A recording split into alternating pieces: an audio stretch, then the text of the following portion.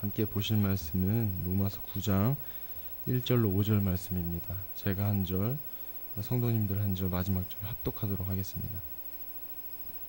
로마서 9장 1절로 5절 말씀입니다. 내가 그리스도 안에서 참말을 하고 거짓말을 아니하노라. 나에게 큰 근심이 있는 것과 마음에 그치지 않는 고통이 있는 것을 내 양심이 성령 안에서 나와 더불어 증언하노니,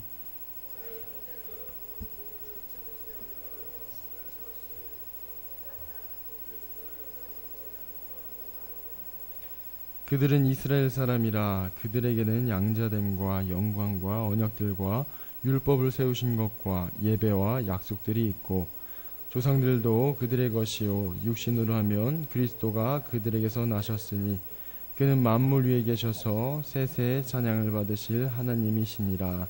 아멘. 오늘도 이곳에 모인 성도님들에게 은혜와 진리가 충만하신 예수님께서 함께 하심을 믿으시길 바랍니다.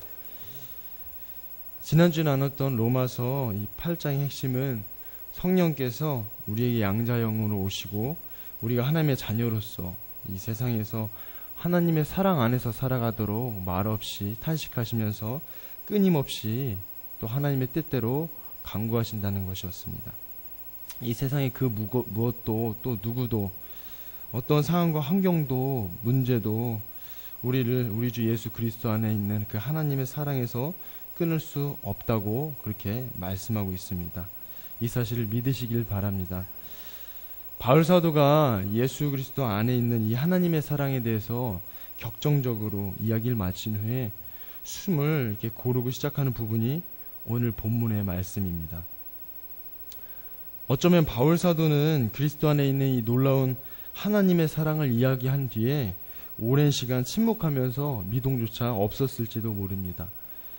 그 이유에 대해서 말하기 위해 숨을 고르고 또 그리스도 안에서 거짓이 아니라 진실을 말한다고 그렇게 고백합니다.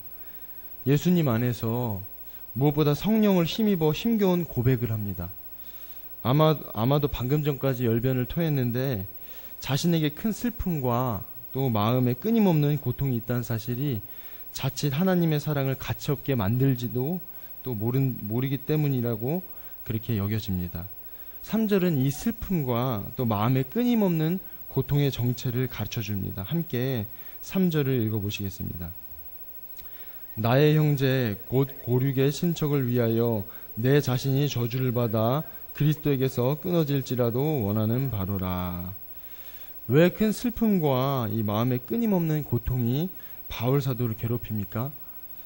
예수 그리스도 안에서 나타난 이 하나님의 사랑이 참으로 놀라운데 자신의 동족인 이 이스라엘 백성들이 예수님을 그리스도로 인정하지 않고 또 배척하면서 이 놀라운 사랑 밖에서 맴돌고 있기 때문입니다.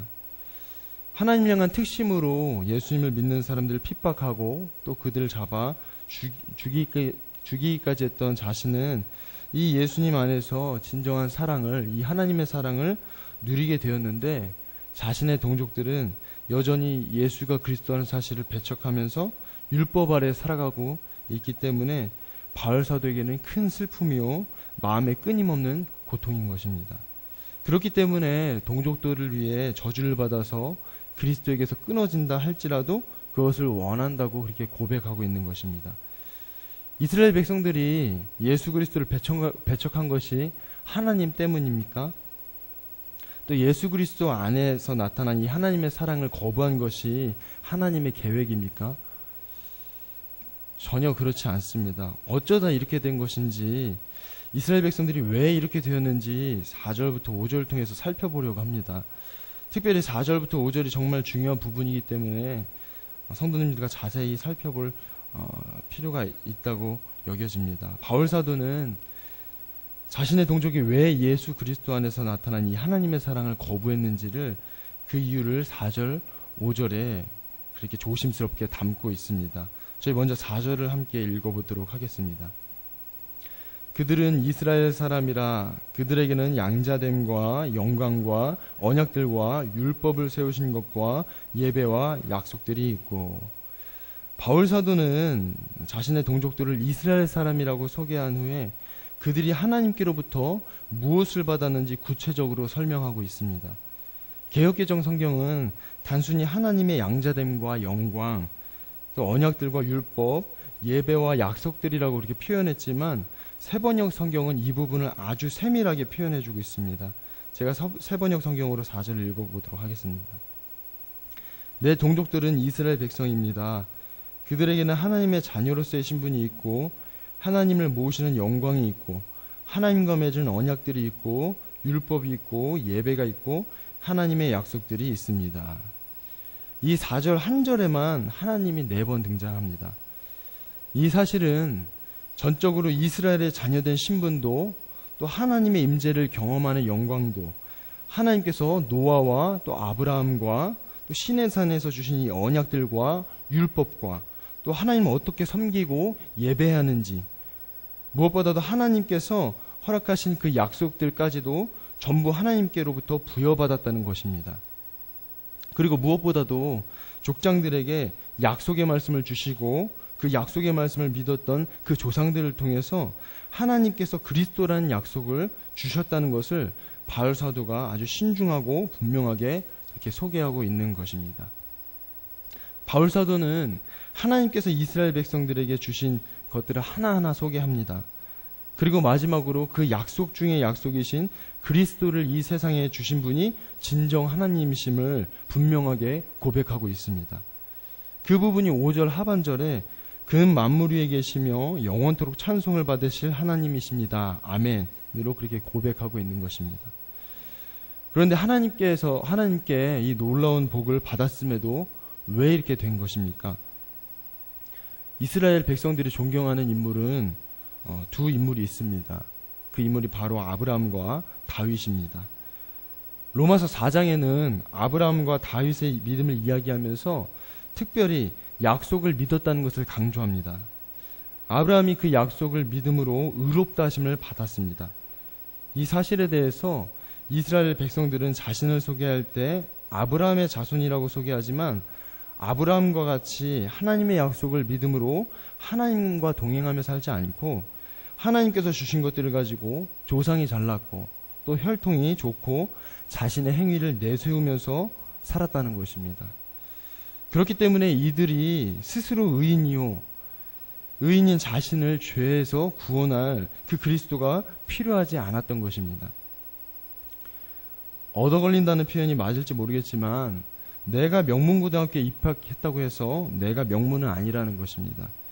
간혹 보면 공부도 못하고 또 학교 생활도 엉망이면서 명문고에 다닌다는 그 이유 하나만으로 어깨에 힘을 주고 다니는 자신을 명문이라고 그렇게 힘을 주고 다니는 그런 학생들을 보게 되는 경우가 있는 것 같습니다. 명문고등학교에 다니면 명성에 걸맞는 삶의 자세를 보여주면서 살아야 하는 것입니다. 아브라함이 약속을 믿고 하나님과 동행했다면 아브라함의 혈통임에도 불구하고 이스라엘 백성들도 하나님께서 주신 약속을 믿고 또 하나님과 동행하며 살아야 한다는 것입니다. 율법을 주셔서 그 율법을 통해서 내가 죄인이라는 사실을 깨달았다면 더더욱 하나님께 나아가야 하지 않겠습니까? 하나님의 자녀라면 항상 하나님과 동행하며 살아야 하는 것이 아닙니까? 주신 약속이 있다면 그 약속을 믿고 약속을 주신 하나님을 기억하면서 그분과 동행하며 살아야 하는 것이 아닙니까? 저와 성도님들에게 하나님께서 무엇을 주셨나요? 먼저는 약속 중에 약속이신 그 예수님을 보내주셨고 예수님 때문에 하나님의 자녀가 되는 신분도 주셨습니다. 저와 성도님들에게도 하나님의 임재를 경험하며 살아가는 그 은혜를 베풀어 주셨습니다. 무엇보다도 예수 그리스도 안에 있는 그 하나님의 사랑에서 절대로 끊어질 수 없다는 약속의 말씀을 주셨습니다. 그럼 이 은혜와 사랑으로 우리가 도대체 어떻게 살아가야 하는 것입니까? 로마서 5장 1절은 그러므로 우리가 믿음으로 의롭다 하심을 받았으니 우리 주 예수 그리스도로 말미암아 하나님과 화평을 누리자라고 이렇게 말씀하고 있습니다. 여기서 우리 주 그리스도로 말미암는다는 이 말로 다른 말로 표현하면 이 말미암아를 함께 또 동행하여로 그렇게 바꿔서 사용할 수 있습니다. 예수님과 함께 동행하여서 하나님과 화평을 누리며 살아가는 것을 그렇게 말씀하고 있는 것입니다.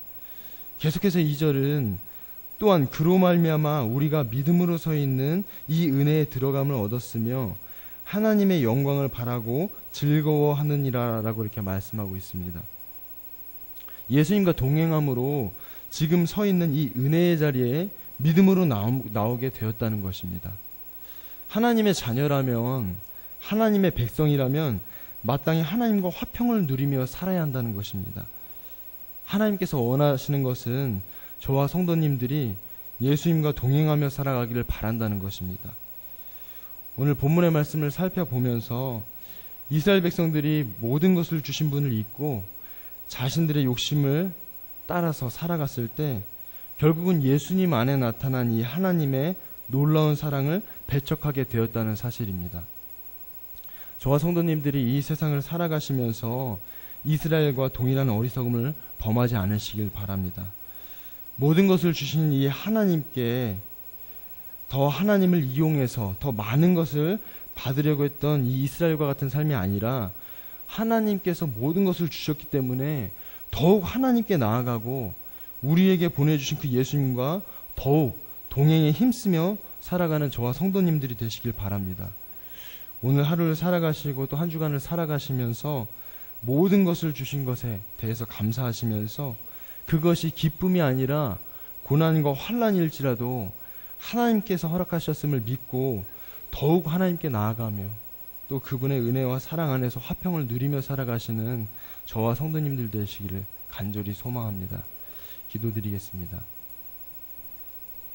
사랑하는 하나님 아버지, 감사드립니다. 이 무더운 날 이 새벽에 저희들을 주의 전으로 불러주셔서 하나님을 찬양하게 하시고 또 말씀을 나누게 하시고 또 말씀 안에서 성령을 붙들며 기도할 수 있도록 인도하심을 감사드립니다.